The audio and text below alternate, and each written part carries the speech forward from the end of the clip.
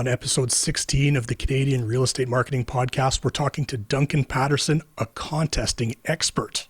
Podcasting from BC's beautiful Sunshine Coast, this is the Canadian Real Estate Marketing Podcast. You'll hear strategies that help Canadian real estate professionals get more clients and make more money. Here are your hosts, Val Lebrecq and Paul Polson.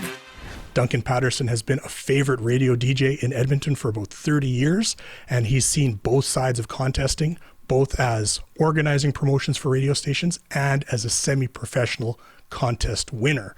And in this episode of the podcast, he's going to give us some insight into both sides about what makes a good promotion, both for the person winning it and for the person running the promotion. Oh, by the way, in the introduction, Edmonton's favorite, I'm my own favorite. That's where that came from. Okay, good. You were in charge of writing your own introduction? That's right, yeah. Good. Duncan, your Facebook group is called the Prize Pig Pen. Could you tell us what a prize pig is? Prize pig, that's kind of a term that's used around radio and television. It's kind of derogatory. Prize pig. It's somebody who wins all the time because they make it a business. And people do. They'll phone, they'll listen to every contest, and they'll win over and over and over again. People can do that. Some people make a living out of it. So if I was going to put you on the spot and make you guess, can you give me an idea of what percentage of winners are repeat winners? That's a tough one. It does depend, because if it's just, call now to win, or if it's, a non-radio contest, enter online, that sort of thing, it gives and takes depending on the contest. But we do hear people over and over again. I'd say close to half have won before. Really? Yeah, well, you can make a thing out of it. Well, and on that topic, that's kind of what you've been doing here for the last few years, right? Is that you've been on the one side of contesting where you're with the radio station and you're preparing these contests and you're putting them into motion. But now in the last 3-4 years, you've kind of been being your own type of prize pig, trying to win prizes across the country.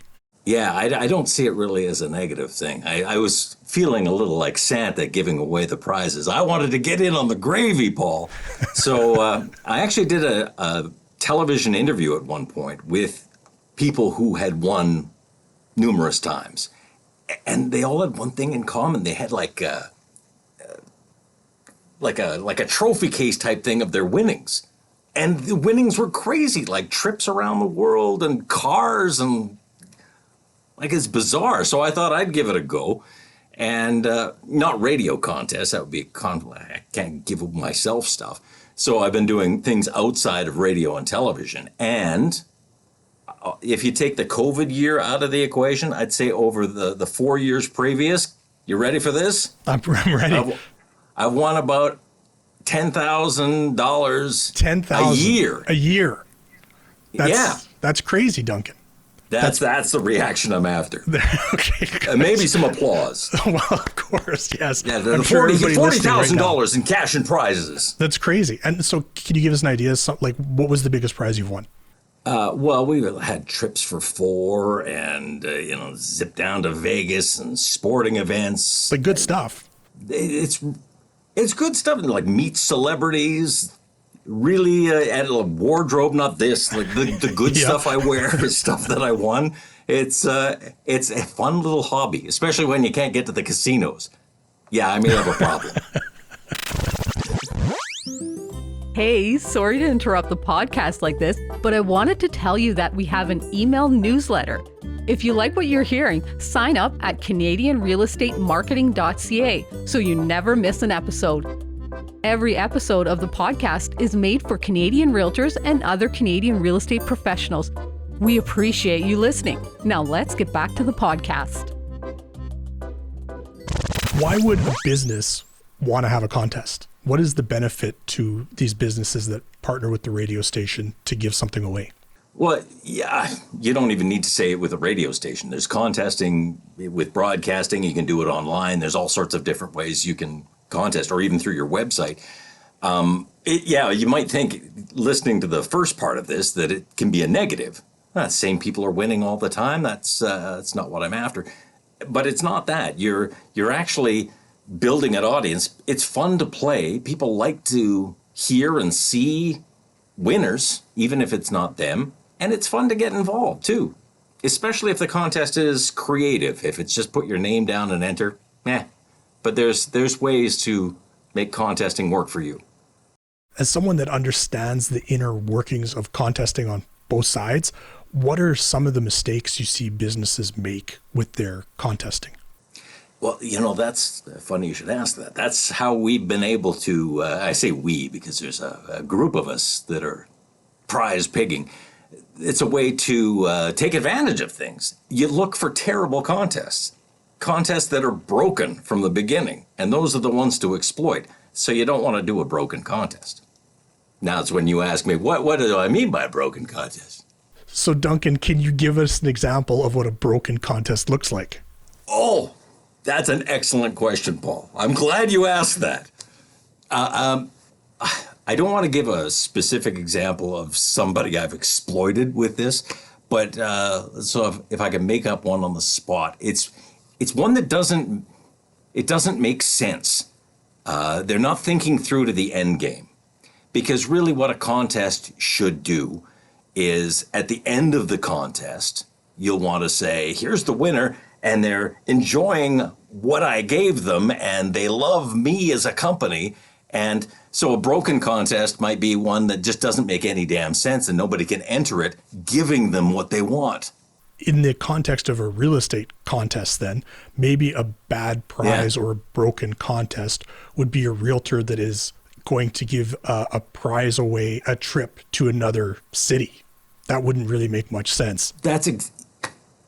I'm glad that you could understand this concept without me explaining broken contests. That's exactly right. You're giving a prize that doesn't make sense, or the contest mechanism isn't helping me do it. So that when you want to exploit it, just as an aside, if you want to win contests, find a broken contest and love up the company when you're entering.